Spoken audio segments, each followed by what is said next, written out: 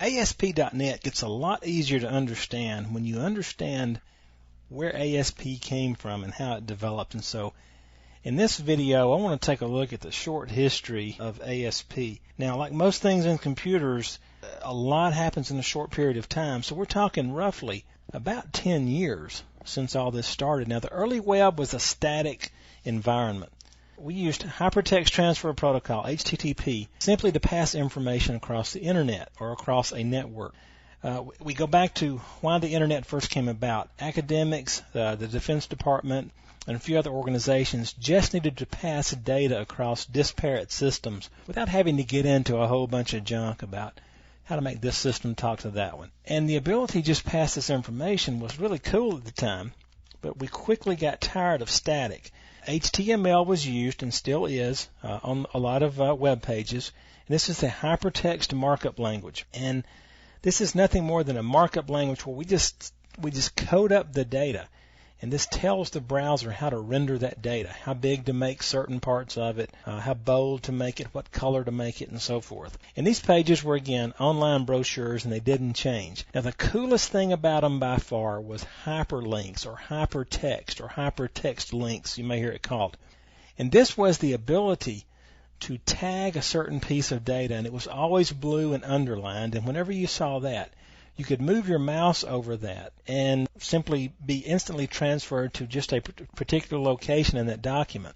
Now, what was really neat about this was that for the first time, as you read data, for example, if you're reading this and you see HTTP, it could have been blue and underlined. It could have been a hypertext link. So that if you know what HTTP is, you can just keep on reading. If you don't know what HTTP is, you could click on this. It would take you directly to an HTTP page, which might be on this machine, a different machine. It might be 200 pages down in the stack, whatever.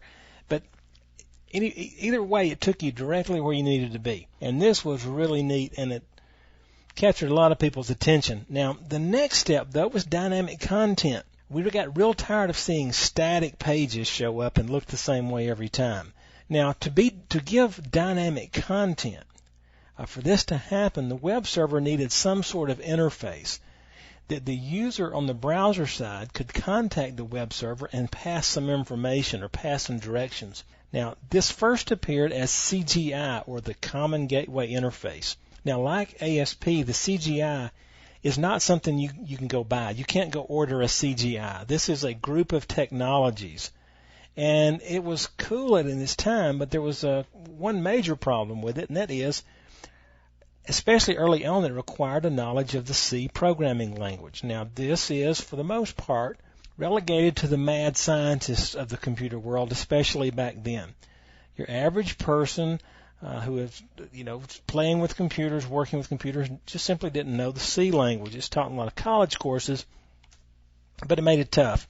Perl came along, and that's the practical extraction and reporting language, and this language was designed with the strength in mind to parse data and pull data. And so this thing was excellent for taking the stream of data that's coming from a web browser and parsing through it and collecting information like what the user put in a text box, what was typed in certain things, whether a checkbox was checked, and so forth. So Perl made it a lot better. But again, Perl's not the easiest language in the world to learn, and so that kind of discouraged a lot of people.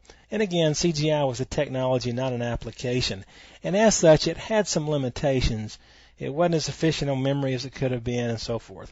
Now, ASP came about when Microsoft released Windows NT 3.51. It actually supported CGI, the Common Gateway Interface. But the thing that really kind of shook up the web world was it also included, you may hear these called ASAPI or ASAPI or ISAPI or all kind of things. It means Internet Server Application Programming Interface. This was that interface on the web server that made programming this interactivity a lot easier and a lot more logical. Now, a lot of people really went nuts over this. Microsoft also included an NT 3.51 IIS, or Internet Information Server, and it was version 1.0. Another thing that was significant about this was Microsoft was giving the web browser away with their operating system. And the NT operating system included Internet Information Server. And back then you had to install it as a separate step, and we're headed back to that, and we won't get into all that now. That's a Windows 2000 course or a .NET Server course.